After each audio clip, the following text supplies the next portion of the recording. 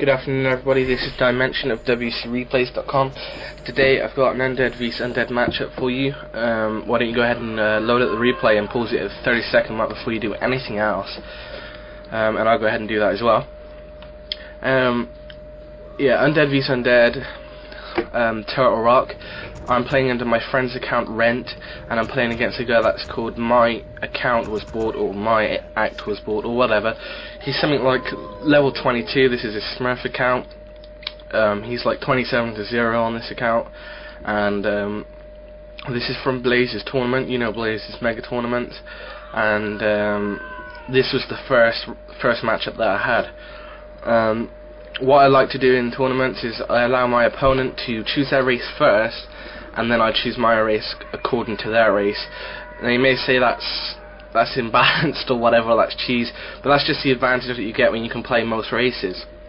Let's go ahead and see what I'm going to do this game. So in 3 seconds we will be unpausing at the 30-second mark, 1x speed, fog of war off, or on an observer's point of view. So 3, 2, 1, unpause. So I'm going to go for the ghoul build order, as most undeads do in Undead vs Undead, but a slight twist to it. Most undeads, if they're playing another undead, they either go Lich and they go for the Necro Wand with the rush, or they go Dreadlord and they fast tech to frenzy, statues and gargoyles. Mainly they stay at tier 2 though when they go Dreadlord, and they go mass gargs. So what I'm going to do is, the way that I'm going to play this game will cripple both those strategies if they were through towards me. I'm actually going to go for a dual crit Necro Wand rush with a Dreadlord. So if he goes Lich, Sleep, Surround, Kill. If he goes Dreadlord, Try and Tag, I can overwhelm him with ghouls and say take out his gold mine and keep going back and killing him and killing him. And so this strategy can counter both strategies that this player can throw at me. Now if you see the way I'm laying out my base, I'm laying it across there at the moment. If you check it in a straight line, I'm going to actually build my tomb of relics behind that ziggurat, and I will actually build my second crypt up near my gold mine. So if he comes into my base, even though it's an open area to my gold mine, I can fight there, and he won't be able to get back out of my base without taking heavy casualties. So as you can see, I'm producing ghouls and dreadlords. And a Dreadlord. There's no particular build order for this. I usually throw up the second crypt when I feel the time is right, so it doesn't cripple me too bad. So I will be throwing up my crypt probably after this score. If we check what my opponent's doing, he's actually going for the Dreadlord as well. But if you check his base layout, it's not a bad base layout. I mean, there's no way to get to his back of his base without actually going through the whole of his buildings in his army. But I prefer my base layout more, because there's only one way in, and once I put that crypt there, he can't get to my gold mine without going around that crypt and his army splitting up. So there's one way in and there's one way out, and that's it. Where his base, there's two way in. You can go past the crypt or past the altar sort of thing. So he's going to go for Dreadlord. Now this is what I'm talking about, and this is what let this guy down. He's going Dreadlord and he's fast teching. Every undead does this, so I can expect it. I know how to counter it. I mean, how many undeads go Dreadlord first dual crypt on Turtle Rock? I mean, there is a few that do it, but they go Lich. But the point that I got across in this game is that if your opponent does not expect what you're doing, you're going to win no matter what. You could throw mass Kodals at them if they're going mass Crypt Fiends, and they're not going to expect it. And you eat all their Crypt Fiends, and then you get your Farsi and Torn Sheep and finish off whatever's left. They're not expecting it, it's the main point, so it hits them by surprise, and they don't know what to do. I mean, this guy doesn't have a slight clue what to do vs my strategy. Well, if you see here, I'm actually going across map. I crept my creeps. If he went for his Lich, he would have hit me by now, so he's not next to me. So I'm going down here, and luckily for me, I actually caught him creeping, or I would have crept what he's creeping, then crept the gold mine near him. I sleep and try and surround his Dreadlord. It doesn't work out too well because he brings his gold back. A nice move. So I sleep it again. Here we go. Sleep.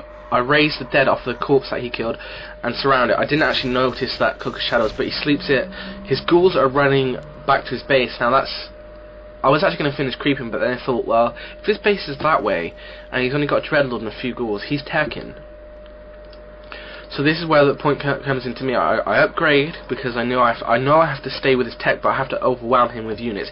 He's got a weak Dreadlord, so he's not actually going to come and fight me head on. Now, if you check his army compared to my army, now this is the point where I'm thinking, what shall I do? Sorry about the noise, it's my brothers. He thinks I'm going after his acolytes, so he drags all his acolytes off the gold mine. I'm not actually going for his acolytes, I'm going for his actual gold mine. Now, all my ghouls cannot get to the gold mine at this moment, because of the way his base is laid out and the amount of units he's got. He finishes his tech, but I'm not here. I'm not here to cripple his tech. I'm here to cripple him this game. I'm here to cripple his economy.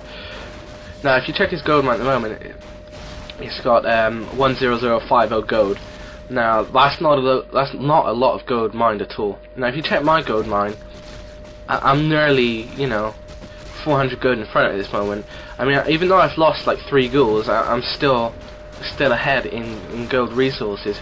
So he's put his acolytes back on his gold mine. He's not repairing, and because of that, he's going to lose his gold mine now. And even though I'm losing ghouls, I'm able to raise from my Necromond the amount of ghouls that I'm losing. So it doesn't make a difference how many ghouls it kills. He should have went for my hero, but which he's doing now. He's going for my hero, but I just instantly teleport out now. I know the gold mine's going to go down. I teleport out. His gold mine's gone. He's got exactly 10,000 in there. Exactly 10,000 gold. So I teleport back to my base. I lose a lot of ghouls. Now, if this was the 2 rivers now, he would hit me and I'd be dead. I could do nothing about it. I mean, check the amount of ghouls that I got. But because he doesn't know where I come from, where my base is, he's forced to go creep, because if he scouts, he's missing out on valuable creeping time. And if he comes and hits me, he's missing out on valuable creeping time. I mean, because he has to find me, and that's why the strategy works on this map. So what I'm going to do now, he's got a high level hero, sure, he's got, level 2 Dreadlord, almost level 3, he's going to get level 3 off these creeps, in fact. I've got a level 1 Dreadlord, but, what's his gold income at the moment? He's got nothing. He had to unsummon all of his cigarettes because he repaired his gold mine to get his actual gold mine back. If you check his mine, I mean, I don't think you can check it at the moment, he's got actually 10,000 in there still. I'm almost 2k gold in front. Well, 1k and a half, but... So I can just keep producing ghouls, and he's stuck with the army that he's got. Even though he's got a higher level hero, it doesn't matter. Now, I knew his gold mine should be finishing around this time. That would be if he didn't have to unsummon anything. But because he unsummoned anything, it was all the better for me, because I was able to go in there, which I'm going to do now, and take it out again. And he can't do anything to stop it. Nothing at all. And he's going to be forced to unsummon again, and summon more, and summon more. If you check his gold at the moment, he's actually got 78 gold, and he's got nothing. He cannot make anything, even if he did have the money, because his cigarettes, he's got no cigarettes. So I'm just going to run to the back of his base. I'm going to ignore his whole army. Sure, he's sleeping my Dreadlord, but it doesn't make a difference, because I'm not here to fight a battle. I'm here to take out his gold mine again, so he cannot get anything. This strategy only works if you switch to air. Vs another undead, because if this, especially when he's gone Dreadlord, because what this undead player has to do now is, I've got another teleport, you see. What I'm trying to do is take out his acolytes, and I take out a few before I teleport out. But what this undead player is going to do, if this was happening to me, you need to creep your Dreadlord to level 6. You need to creep for gold, even though it's hard in TFT. You need to creep for gold, and you need to creep for that level 5, so when you come into battles, you can get level 6 pretty fast, and then just drop the Inferno and end the game. But what I'm going to do is, I don't realise what he's doing at the moment, but after a while I realised, well, if my gold mine was being taken out, and I had a level 3 Dreadlord, and he kept coming back to take out my gold mine, but I keep leveling up every time he comes back, what am I going to do? I'm going to power creep to Inferno. And then I'm just going to go drop the Inferno in his base and wreck him, because he has no units, he has no hero. Well, he has a hero, but it's level 1. So, I realised this in like a couple of minutes time, and I automatically start killing gargoyles, because he can't afford the Orb of Corruption. He cannot attack my air units. He's got no way to attack my air units. So I switch to gargoyles, which is a smart move by me. But I've got no graveyard at the moment, but I will have shortly. I'm actually at Black Citadel now, so I can get frenzy. But I realise his gold mine should be finishing around about now, so I'm going to head back and I'm going to take it out again. I get the Beastmaster now. I get the Beastmaster. I was thinking, well, I can go Lich, but it's going to make no difference at all. If I go Beastmaster, I've got extra units, and I was thinking, well, what do I want to accomplish this attack? I want to accomplish taking out his gold mine again, but I also want to kill his acolytes. So the more units I have, the better it's going to be for me. I was going to go Quillbees, but I prefer to go Bears because of the high HP. So I'm going to go straight for his gold mine again. It's almost finished, but it's not going to be finished because the amount of ghouls that I've got and the amount of summons I've got, he's forced to cancel. Look, he knows I could take it out, so he cancels it. I'm going to go for his acolytes now. I'm going to lose quite a few units, and actually this attack I do lose my Beastmaster, but I don't care. I don't come here to fight this battle, I come here to cripple him, so I'm just going to rape his acolytes now, and he's got no way to bring them back. Check his food supply, he's 3110. So even if he loses all his acolytes, and even if he's got the gold to bring them back, he cannot bring them back without killing his own army. And when he kills his own army, I'm just going to go in and finish him off. Which he doesn't actually do this game, but he loses all his acolytes right about now, before I teleport out. If you notice, I always buy a teleport scroll. You're saying, well, Diamond, this is costing you 350 gold a time, and you're giving them experience. The fact of the matter is, it's not making any difference at all to me, because I will be going Gargoyles now, and even though he does get, I don't think he might get level 6 this game, but even though, if he did get level 6, even if my hero was level 1, even if my hero was dead and I had mass Gargoyles, I'd still be able to beat him, because of my base layout, and I just could upgrade cigarettes. Now I realise I've lost a hell of a lot of army here. I've only got like one Dreadlord and one Ghoul. I realise he is level 4, and he's got a mass of Ghouls. So I'm going to start upgrading my cigarettes in my base. I say good game, and because he has no acolytes, and I know he has no ziggurats because he's got a large army, and he cannot produce any acolytes. So he says he's got 2 acolytes. I said, do you have an expo? And he said yes. Well, he didn't. Yeah, yes, and smart. So I was like, okay. I know he's not gone expo. I just know he's going to stay in this game just to annoy me, which is fair enough. His strategy is pretty annoying. Now this guy actually gets quite bad-mannered now. I'm not sure why. I might have bad-mannered him by accident or something I said like GG. That is bad-mannered at times, but I wanted to move on to my next match, which yeah. So I'm upgrading all my ziggurats, and I know he's going to hit me soon, and I know he's got a large army, and I know he's got high level of Dreadlord with sleep. So I go out to creep, and then I realise, well, what if I get screwed over? I've got no teleport scroll, I've got no potion of healing, nothing like that. So I think I figured that out now. I actually go creep, and I'm creeping. What I'm just about to creep, and I'm thinking, if he comes and hits me now, and I've got no potion of healing on my Dreadlord, and I've got no teleport scroll, he can just sleep surround my Dreadlord and kill me, get level 5, which actually he's level 5 now, get level 6 off my whole army, possibly, in fact he probably would, and it would be over because of a stupid mistake not going out with a teleport scroll. So I'm going to go ahead and creep this, and as you notice, I think I start heading down to his base, but then I head back. I've actually got a frenzy now anyway, which is going to help me greatly, and I think when I hit level 3, I actually choose level 2 Vampiric over level 2 Sleep. That's because it's my army versus his army, and even though he's got level 3 Vamp at the moment, I need to get my high level Vamp as well as my Frenzy, because a level 2 Vamp and Frenzy would actually be level 3 Vamp and non-Frenzy. So I go ahead back to my base, I buy a potion of healing. I'm just about to leave and here he is, so, you know, pretty lucky by me. Now I know he's going to lose this battle now, because even though he kills my whole army, I've got 2 gargoyles, and I've got another gargoyle in production, so I can go ahead and end this now.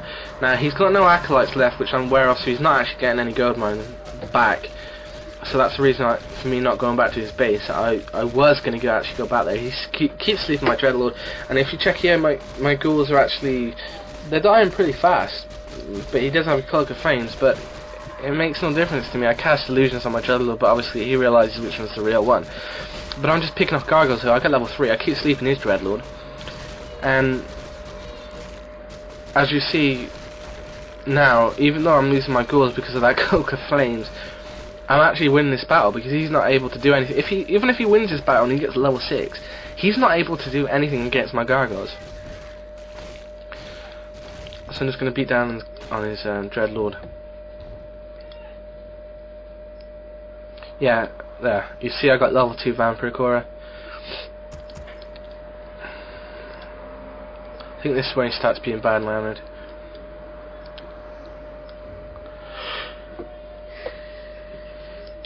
I was actually just tempted to go creep, but I thought, wow, I've got this game, why not go end it? So that's what I'm going to do now.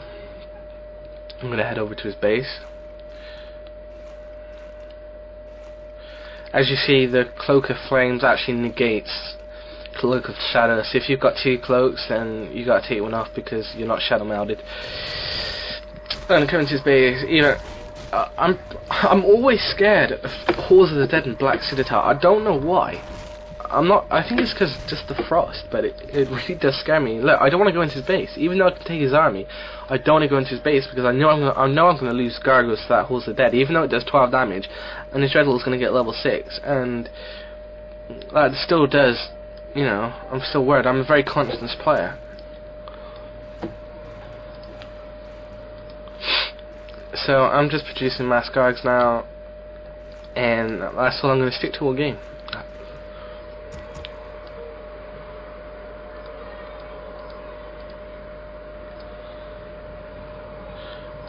And this game was pretty pointless anyway, because after this game I got nowhere in the tournament because I actually lost NO0 on a Smurf account. So it wasn't that fun.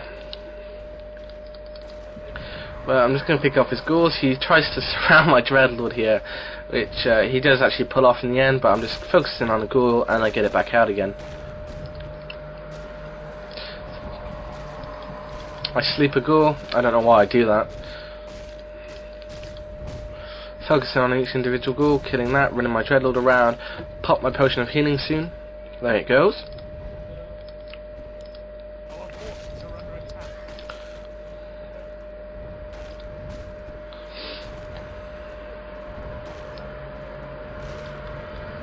So this is how you get a level there. I might have been slightly bad-mannered there, but I want to move on to my next game. I just say it, man, because obviously a good game. And this guy's like, people really need to learn how to play this game right. And I say, you what? You know, trying to understand what he's trying to say to me, that I can't play this game properly or something. You need to learn how to micro. Well, the fact is, my strategy is not based around micro. If it was based around micro, I'd go Lich and I'd go Ghouls. But it's based around actually crippling the player. And then I say, you need to learn how to save your mind, okay?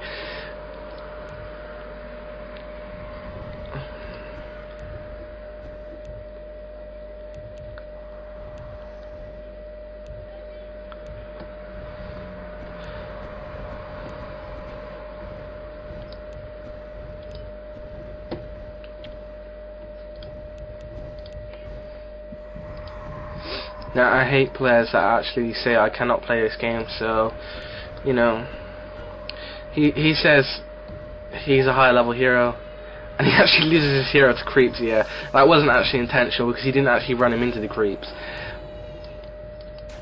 Go for creep. Good game for creeps. Your strat is a pretty strat learn to play the game. Well, this is how you reduce a level 22 player to nothing.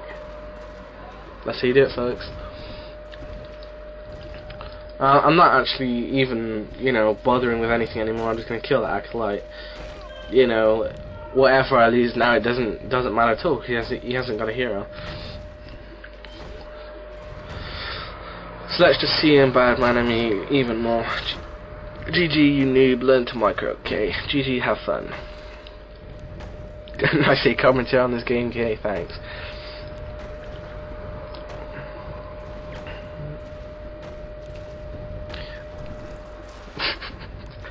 This guy's funny. So anyhow, that's my actual strategy for Undead vs Undead. I'm not sure if you like it that well, but it's an easy win, to be honest. And he's actually going to unsummon now. I'm not going to let him unsummon just to annoy him, so I sleep his acolyte there. And then I focus fire it. There he goes. And now he's just being extremely racist. And before the game, I was on my Dimensions account, and I'm 1-2 on my account, and he was saying that he's gonna win, and he goes, "I'm level 22. You might as well, quit now." And I was like, "Okay, Mr. Level 22, whatever." Now he's just being racist here, so I'm just winding him up, just adding more fuel to the fire.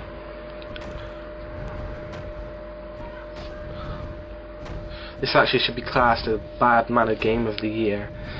He goes actually on a flip. It's a custom game. I can imagine in ladder, because he's undefeated in solo, but this is a custom game, for Christ's sake. I mean, it doesn't matter, and it's a tournament where you win nothing.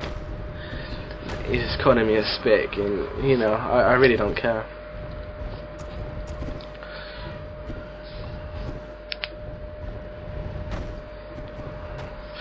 Just go ahead and kill his crypt, and it's game over. He does actually have, what is it? He has 3 ghouls up there. Wow, interesting. Okay.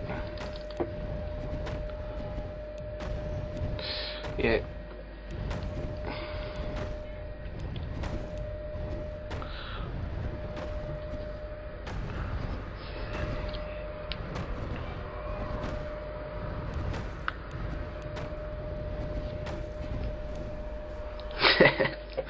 Okay, so there you go, 20 minutes of me owning a level 22 player who gets BadMannered in the end. Hope you enjoyed it. Only one hero kill, and it was Infact to him, and that's when my Beastmaster died. So yeah, there you have it. Comments, as always, suggestions, feedbacks, anything is welcome on the forums.